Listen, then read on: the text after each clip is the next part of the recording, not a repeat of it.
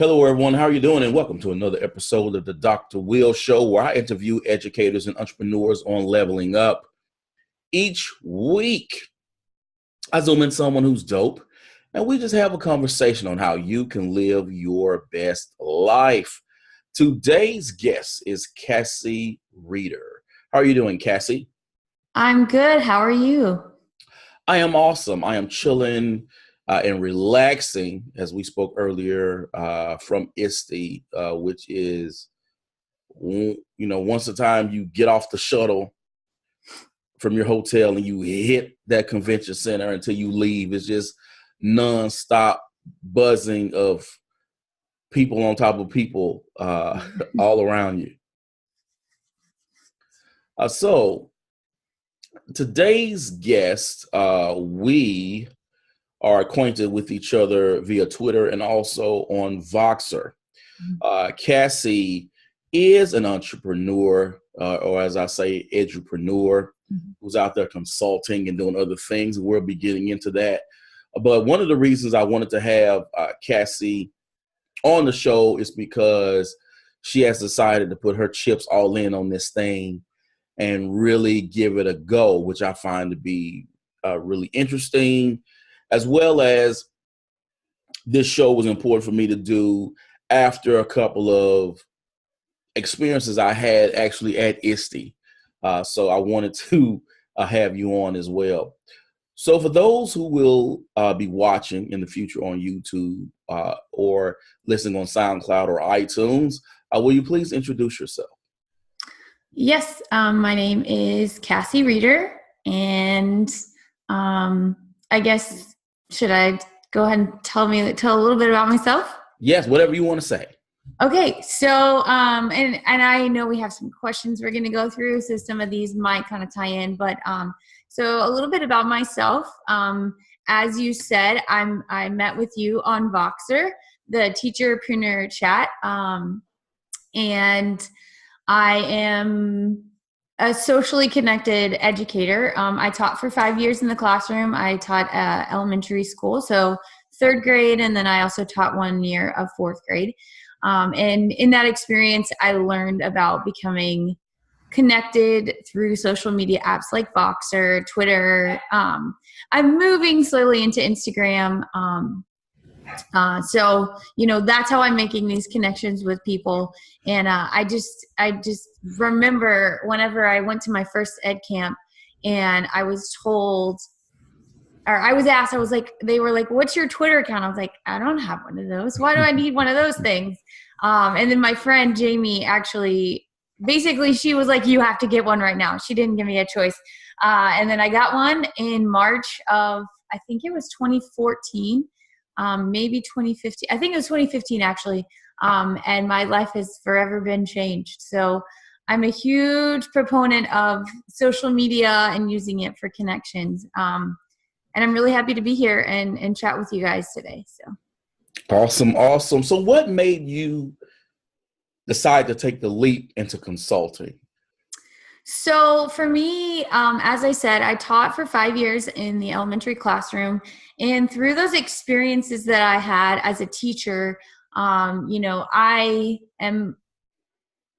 always been into technology. I did take some technology courses in college. So that kind of set me up for having an interest in it and wanting to learn more about what I could do in my own classroom. And then I met Jamie Donnelly and Deborah Atchison. And they both actually worked in my school district. And I had no idea what kind of impact they were going to have in my life. But long story short, they got me into training. So I went to an ed camp with Jamie, and then we actually co-founded something called Ed Change Global, which is a big 24-hour online conference that happens in the summer. And all of these experiences were about connecting and training and sharing. And for me, I mean, that is a huge part of my life, but it is all voluntary. So there's no money coming in from that side. But how this relates to what I'm doing now is that I learned that I really enjoy to training educators. And I remember after school one time I was hosting some like technology training sessions for people. And I was trying to show them how to use Google because we had just taken that on as a school that year. And I had 2 teachers that were, let's just say they were about a year away from retirement. So a computer in itself was like, mind blowing to them. And so I wanted to show them how to use Google for many reasons, but I wanted them to feel really comfortable with the tool. And just having that 30 minutes with these 2 teachers, I was like, I left there with such a high. It was such a great feeling to be able to say that I taught them something. And I went about it with, patience and understanding that it's going to take a long time for them to really get to where they need to be. But we chipped at it, over a couple of meetings, and just that opportunity to work with those teachers, it was amazing to me. And I just knew that that's what I wanted to do in the future. So after my 5 years of teaching, I went into an education consultant role with Promethean. So I worked with them for 2 years as a consultant. And I mean, I will talk about that experience a little bit later, but that opportunity to me was another life-changing experience. And from there, I just knew that I wanted to do more. And I decided to jump into consulting because of those experiences that I had had. And I wanted to, as a consultant now, I actually just started out. June 1st was my first official date, like independent. So this is all new to me. But, I think that in this role, what I want to do is take the connections that I have, like we were talking about earlier, through, social media and things like that, and use it as a way to support companies that I've connected with, and different groups of people and educators, and just provide whatever resources I can, and just do what I can to help. So I'm, again, in the early stages. I kind of have a roadmap that I'm following at this point, but I'm sure it'll change like that at any second. So I'm just kind of waiting to see what'll happen. And I know all of us have our different journeys and the paths that we've taken to becoming an entrepreneur. How did you get started, and what was your process like for sort of going from this is an idea I have to actually having a business? And what sort of advice did you get along the way from other entrepreneurs that sort of helped you understand what you needed to do and made you, or the advice that prepared you to be where you are now? Well, I can't really say I'm fully prepared, but I'm doing it, every day I'm doing different things. So, it's working for now. And for that, I'm grateful and thankful. So in terms of making it kind of like this idea, into a reality, it's kind of a funny story, actually. So I was at the end of my contract with Promethean, and I was looking for jobs all over the place.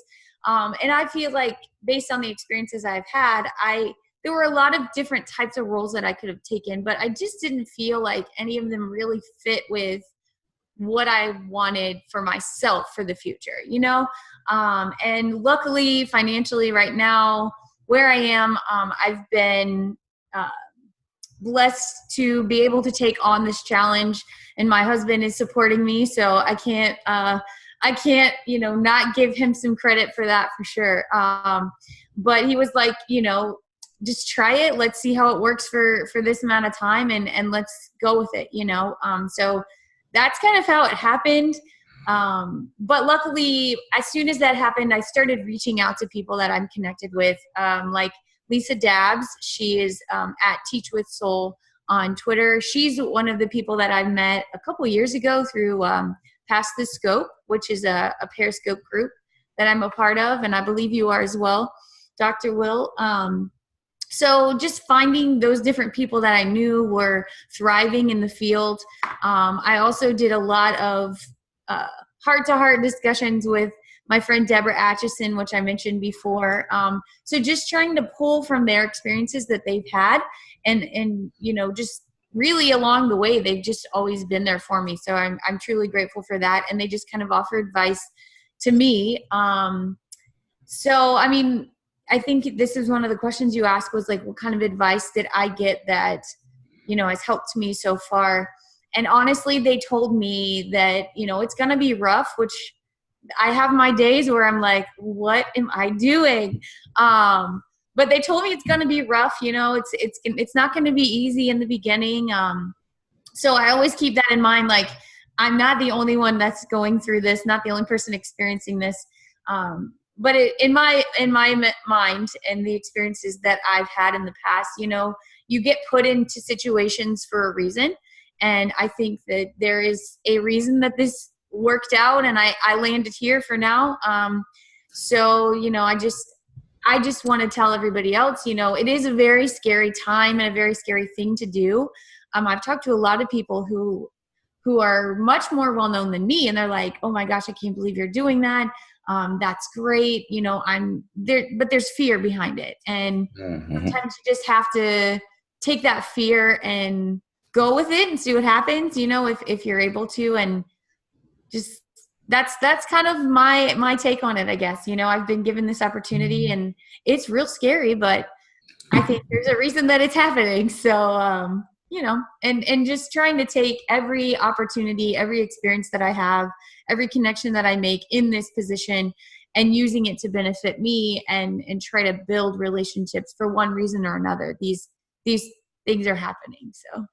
And it's interesting that you bring all of that up. Now, I'm not even doing this full time, but I still understand, like, wow, I'm putting myself out there, particularly when you are investing dollars into this venture, where, I'm going to pay to get these business cards professionally done. I'm going to buy this equipment I need, when I present, or I need this computer, I'm going to be purchasing that, or I need this software program. And before you know, you can look up and go, ooh, yeah, I spent a lot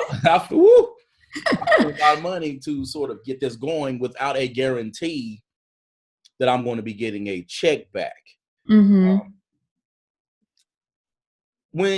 And you've spoken to other people, and we've gone to, we go to these conferences, excuse me, we see people on Twitter, and we see these people doing these things, and we sit back and you go, wow, this is awesome. This person is doing this and they're doing that. How did you discover your own niche, and what was your process for determining your value add? So for me, honestly, I know I mentioned it earlier, my Promethean experience, I think, has been a huge game changer in me feeling comfortable enough to take this step, because I've done a lot of things, just like not everyone, but a lot of us are connected educators these days. And we have a lot of relationships and experiences and things that are amazing, but again, there's got to be money that comes with it. So as a consultant with Promethean, one of the things that I was able to do, besides just providing training in the school district where I worked, and training at every level. So from district level down to, working one-on-one with teachers. So I feel like my experience there has allowed me to learn a lot. But aside from just working with software, what I think makes me unique, and what I've kind of noticed as I've done some interviews and hopefully worked with some different companies coming up in the future, is that I have an experience that has allowed me to understand the hardware and the software side. And again, going back to those training experiences that I've had on my own, and the way that I find teachers benefit from the training that I offer. Like I said before, giving them support and lots of resources that they can use. There's a whole just training in itself, there's so many things that need to be put in place. And I feel like I have a pretty good foundation of that based on my past 2 years experience. And again, like I said, that hardware and software side. I see a lot of people at conferences that are really good at training on, this is a really cool tool, but, you know, getting down to the nitty gritty of what if something breaks or what if this happens, you know, having all that understanding, I think that's kind of like my little niche right now. I see that changing and growing hopefully in the future. That's my goal. But for now, I feel like that's an area that I'm pretty marketable. So just kind of thinking through how what I do with, for instance, EdChange Global, the training piece ties in with the other experiences. And that's kind of where I've found myself landing at this point. So, So I want to throw this out there to you because you are so connected and you go to conferences, and we see so many people do what they do. And some are just really amazing at it.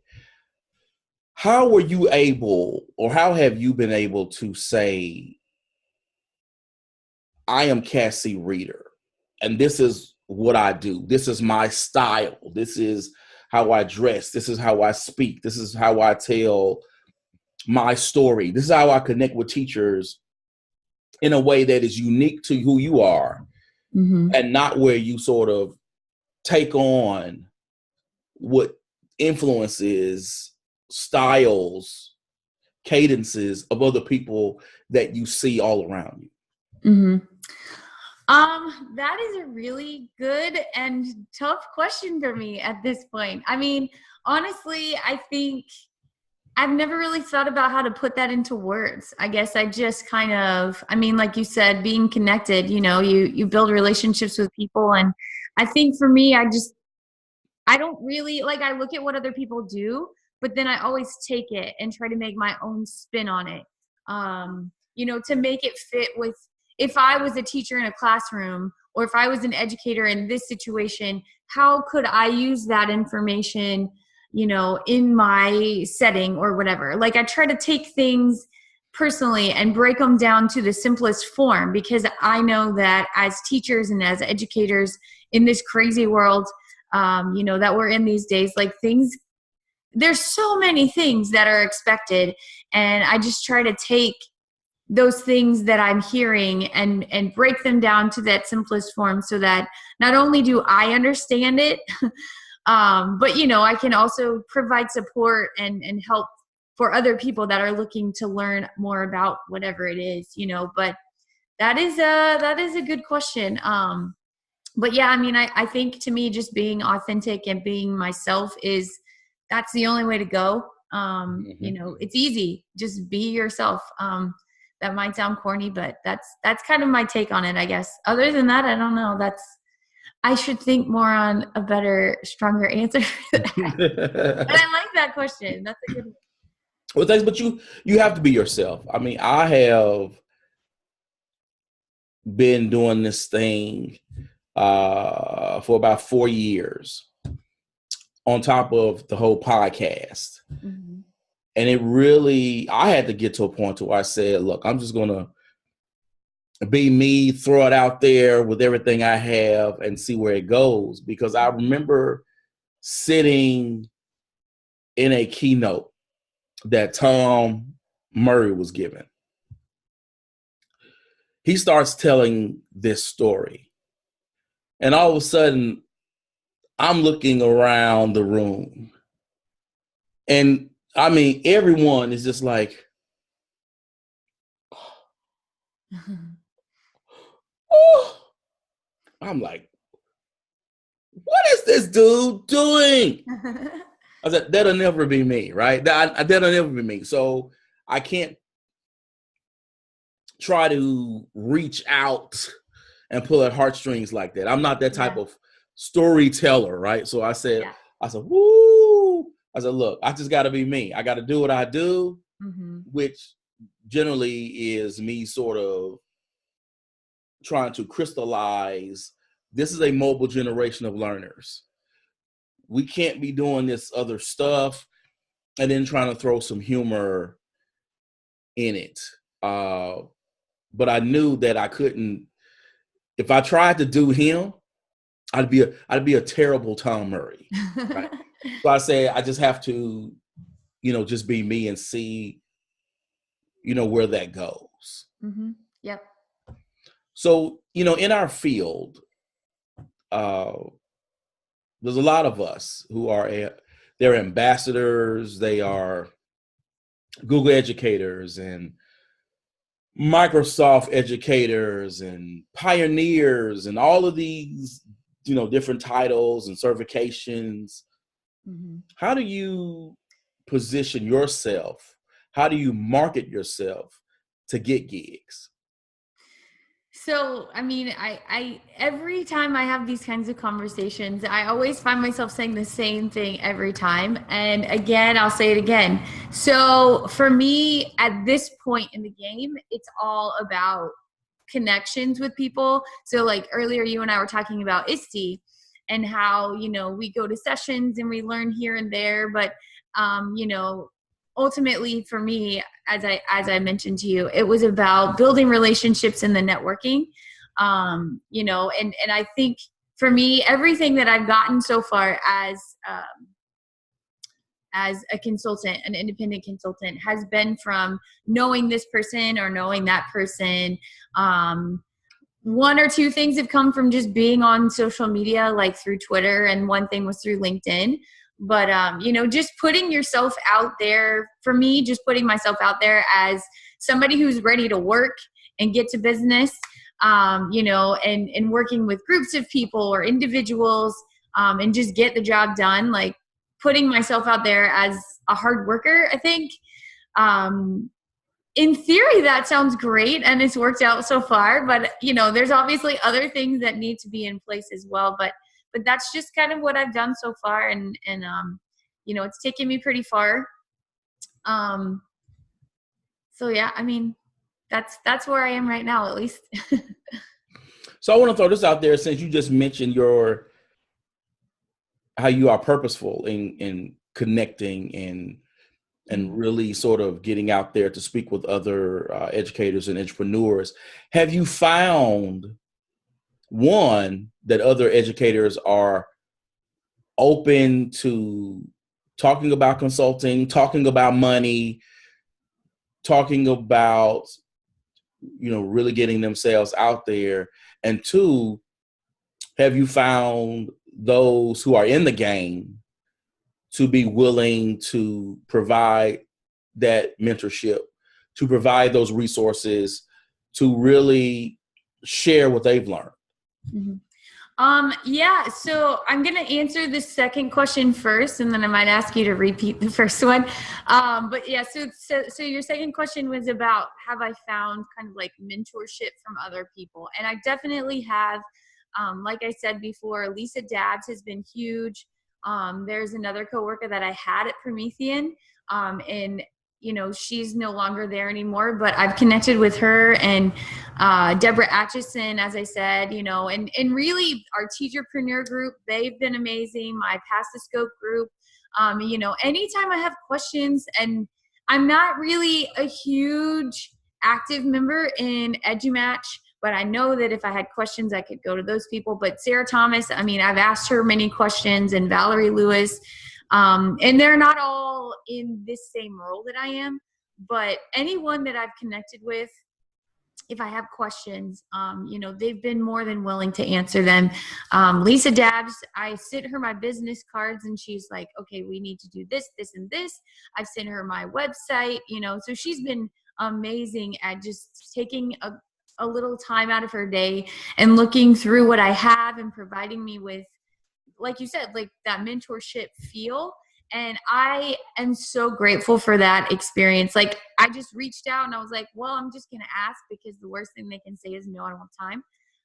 And the welcoming and openness that they've shown me has been incredible. And that's not something that I personally would have ever imagined to just receive like that, but yeah, it's been amazing. And then your other question, can you repeat what it was?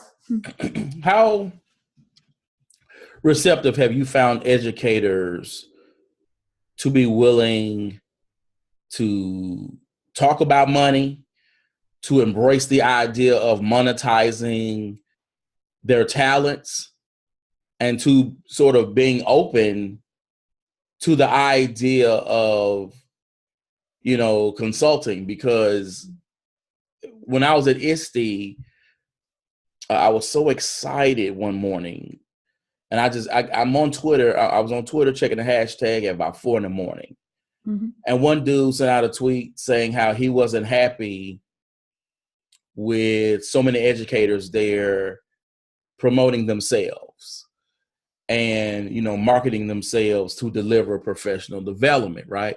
And I was like, I sent him a tweet back like, don't hate. But I noticed when I've been talking about entrepreneurship and teachers monetizing their talents and to stop giving away their talents for free, that I've had people push back on me. And one dude in a Voxer group was like, you keep talking about money. Will you do anything for money? And I'm like, dude, stop throwing shade. I really don't like that. But my whole idea was our field is different from so many other fields in terms of our salary, our pay raise, all of that stuff is set and it's out of our control. You can't go in after 5 years, after 2 years or whatever, and negotiate and say, I need a raise or I'm doing this, because they can't give you a raise. Your the state and your local area, they dictate your salary, so you can't get more money off of that. And so I'm real serious when I talk about this money and about us sort of not giving this stuff for what God giving away our genius for free. Yeah. So with that, have you received any pushback from any educators when you say, hey, I'm a consultant? I'm not doing the classroom thing. I'm here to do this thing and see where it goes. And have you found overall people have been sort of supportive of the idea, or they're embracing the whole notion or practice of us actually monetizing what we bring to the table? Well, I honestly, at this point, can really only speak to the very few experiences that I've had.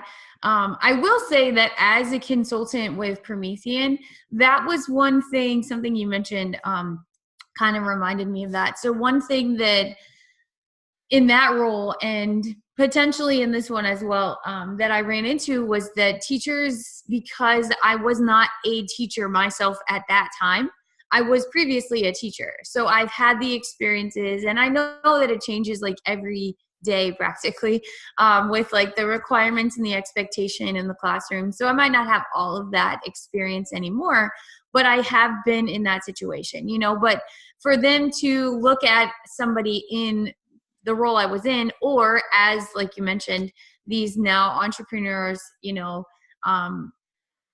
it seems like sometimes they can be displaced from their day-to-day experiences and what they have to go to, which kind of gives them maybe in their mind less credibility. And I can see where they would be coming from with that. And then there's so many other things that would have to, just be there. Like they still have to show that they've got the passion and different things like that for them to kind of, accept that, I guess. And I too have also experienced where, because there are so many entrepreneurs out there and people doing this on their own, and they're just well known by everybody. And I've heard districts talking about how, this person started off charging us this much for their PD, and now they're huge and everybody knows them, and then they charge this much, and I could see how, as like that person, yeah, you're working really hard and you're well known, you need to get paid for what you're providing, I get it. But then from the opposite side, I also feel like you've got to, if you want people to respect you and jump on board and follow you and, all of that stuff. Like, you do have to you still have to be like real. And like you said, you were a teacher. Like, this is where you started at the bottom, so I guess I don't know how this really sounds, but like, you can't set your expectations so high that like people can't, in the education world, they can't, afford you. I mean, it's crazy. I mean, you can do what you want, but I personally think that if you're coming at it with a heart of giving and, wanting to better things, then you have to kind of keep that in mind. And I'm jumping all over the place, but the other thing that came to my mind when you were saying that was, and I do this all the time. It's something that my husband is like, why you have to get money? Like, this is your job now. You need to monetize. That's his favorite word. So like, doing things for free is great, but there also needs to be a level of, okay, well, I'm spending all of these hours putting all of this stuff together. There's got to be some monetization coming in, so trying to find that balance, I think. If you can't tell, I'm kind of struggling with that right now. It's hard because, you come from the classroom just doing all this stuff, and then there does have to be a certain level of, okay, well, this is my livelihood now, but the balance is really hard. So I think, to me, just the topic itself is still kind of like up in the air, and there really is no clear guideline with it, which makes it hard for us, I think, but those are just my thoughts on it. They're all over the place, but I hear you. I have a clear guideline for you, Cassie. Okay. No free. Okay. No free. If you are here, if you want to do stuff for free, put it on your blog. Okay, right for you. Put it on your platform. That's free. If you were, for example, going to do something for someone you had a relationship with, let's say EduMatch, that could be free. But for an organization, you charge them. Yeah. If it's an organization, if it's a company, I don't care if it's Promethean that you have this previous relationship with, they need to write you a check. They want you to do a webinar, they want you to do a blog post, they want you to do a tutorial, they need to write you a check. So that's the clear guideline. Anything you want to give away for free, put it on your stuff, because that way you own it. Yeah. That's a good point. And then it helps build your bona fides as a thought leader. Yeah. But don't, like, I did what other people did in terms of I wrote a blog post for EdSurge and INACall, and I've written some for District Administration Magazine, and I've been interviewed by them. Depending on the organization, in terms of if I can see this being a relationship, they could get one or two for the free. But I'm going to charge, because one, you devalue your worth when you don't charge, and it affects your money long term. Two, you're messing it up for everybody else. Yeah. Because once you give it away free, other people are going to expect everybody else to get up for free. Yeah. So I charge. And I had someone actually send me an email saying, we're launching this magazine. We like what you're doing. We want to have you write something. And my response was, very exciting. What is your budget? And they said they didn't have a budget. And I said, well, I'm sorry to inform you, but I do not write for free. So, and I don't even do this full time. But but I understand that it is still time I'm taking out of my day. Right. Exactly. So, if I'm going to do it, I want my check. And I know some people hear that sometimes and they go, ooh. I can hear myself say it sometimes out loud, and I go, ooh. But the reality is, it is my time. It is my expertise. Yeah. And if someone's going to put it on their site and use it as a way to draw people into what they're selling, Yep. then I want to check. Good point. Wow. So there's different routes an entrepreneur can take. Some of us strictly write books. Some of us do tutorials that they sell. Some people write articles. Some people consult or offer courses. And some people do like a little dibble dabble in all of these things. Mm-hmm. What was your process in determining the direction you would take as a consultant?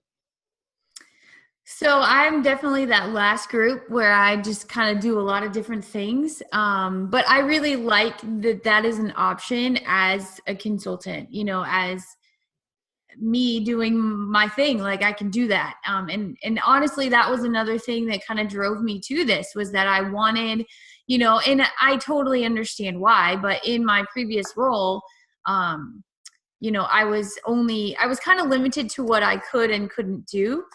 Which I understand, but I didn't want that anymore. I wanted to be able to kind of do me and whatever that looks like, you know what I'm saying? So, right now I'm obviously more in that training space where I'm working with a few groups to provide training for teachers and things like that. But I've also kind of gotten into building content, like support resources, and working with a company on their website. So that's a totally different side of me. And I like the option to kind of stay in those different places. And then ultimately, I do want to become one of those people that is able to build some courses. So I'm working with Deborah Atchison on some Google things that we want to be able to provide districts, because she's getting well known in that space. But then I also am very passionate about social media and the connections, and EdChange Global, which is the event that we host in the summer.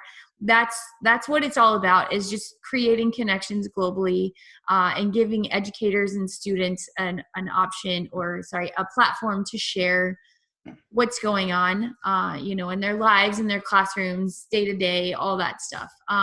So eventually I want to take that passion of mine and make it into something that is monetized, and show teachers how, and educators, schools, how they can use social media in a positive way to connect, and I know there's a lot of companies like Beluga and Pen Pal schools and different things that are already kind of in that space, but that's where I see myself heading in the future.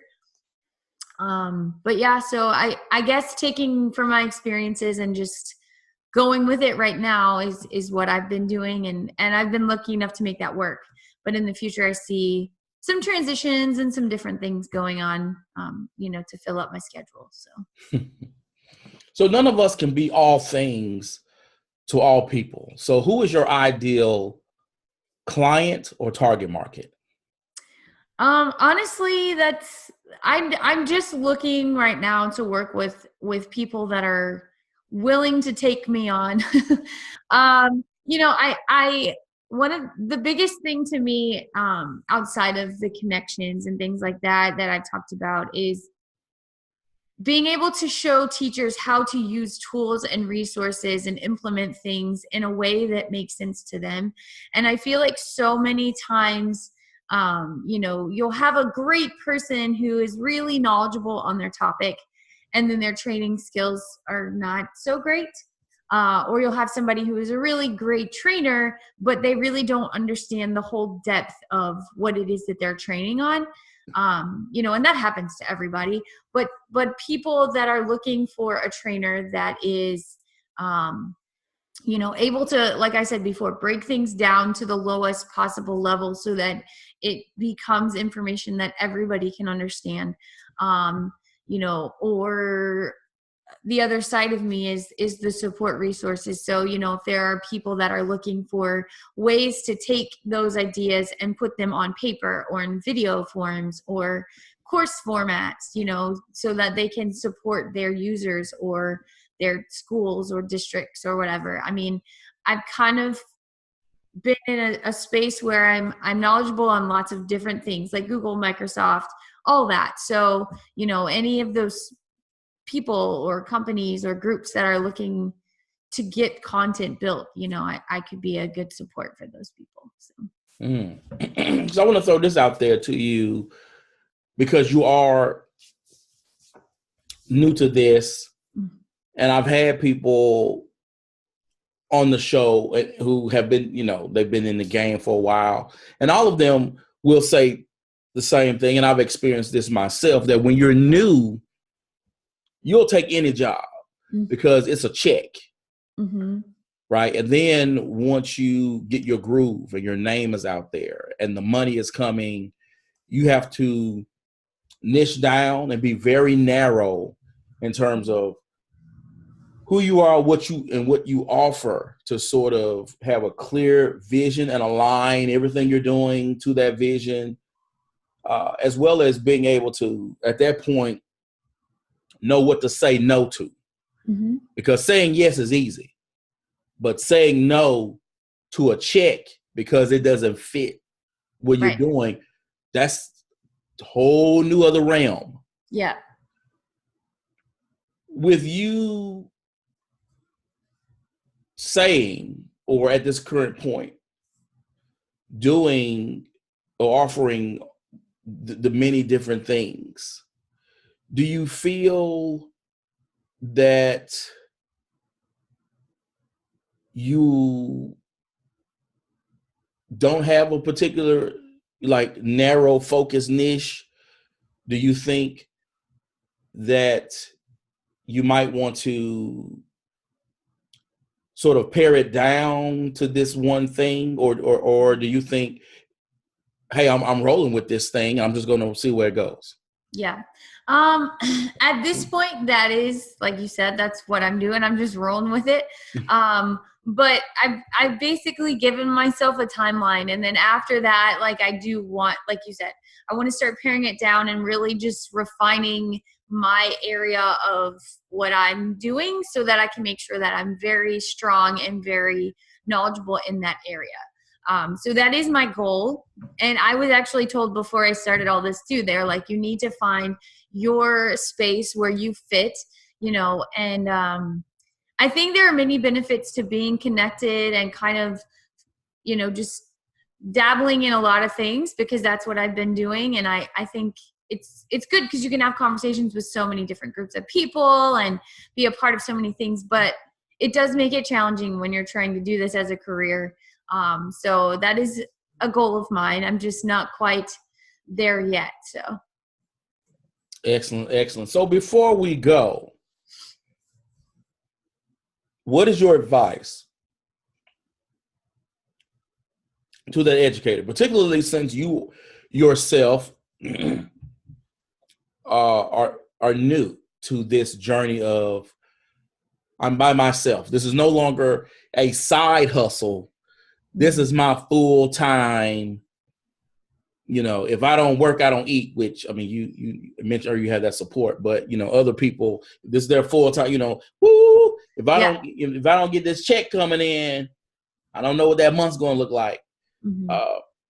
What is your advice to that educator who is thinking about jumping into consulting? Hopefully they've been watching or listening to my show and they've been inspired to get out there and make that money. What do you say to them to mentally